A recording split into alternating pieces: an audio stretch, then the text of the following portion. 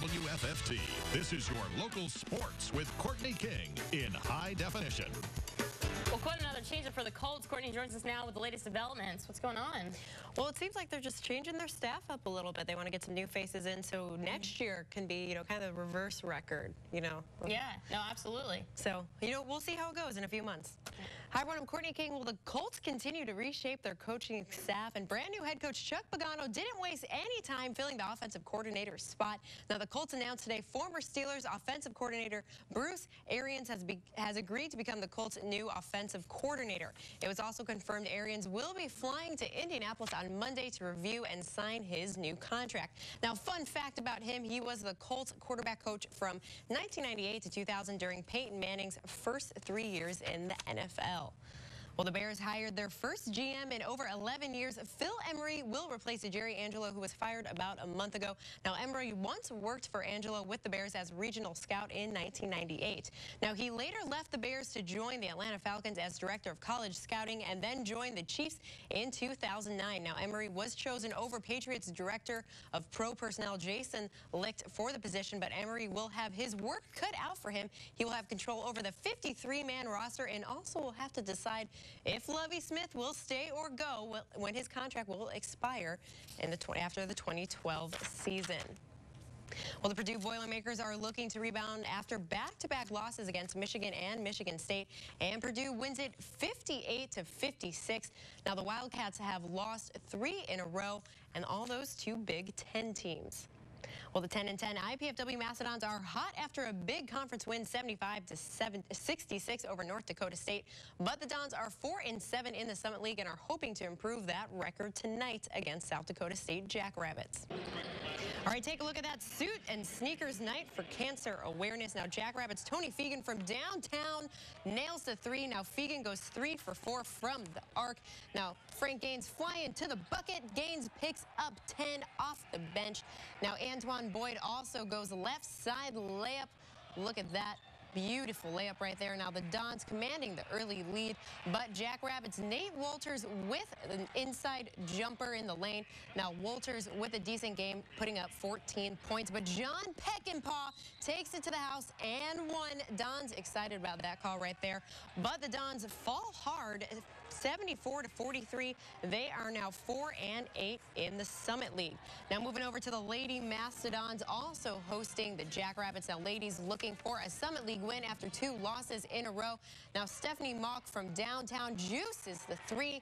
Now Mock picks up 9 off the bench. Now Jackrabbits' Gabrielle Bover puts up the J from the key, and that is her lone bucket of the game. Now Don's Stephanie Rosado down low lays it in the bucket. Now Rosado puts on a show tonight with 21 points, but the Dons fall 76-66, losing 3 Summit League matchups in a row. They are now 4-6 in conference, and Coach Paul says that the Jackrabbits were one of the most physical teams they've seen all year. They are just very physical, and they wear you down. And that's really what happened is as the game went on, some of our players got a little fatigued. So then when the legs go or mentally you start getting tired, then shots don't fall. Like Coach said, we don't know how they get away with it, but, they just keep playing. They play hard. They play tough. They root you out. They elbow you. They do everything, and we just got to do it back. We got to be aggressive and not necessarily play dirty, but if they're going to be aggressive with us, we have to be aggressive back. Over to the St. Francis Cougars hosting the number 21 ranked Goshen Leafs in an MCC matchup. Now over to Ethan Hussey down low, puts it up. Hussey showing off tonight with 21 points. Now Scott Cohen throws up the short jumper. Cohen picks up 12 off the bench. Now Q Owens goes from downtown. Owens doing just fine as usual with 17 points tonight. Now Hussey from the arc nails it, and the Cougs win it 69-66, a little too close for comfort, but they are now 16-8 overall, 7-5 in the MCC.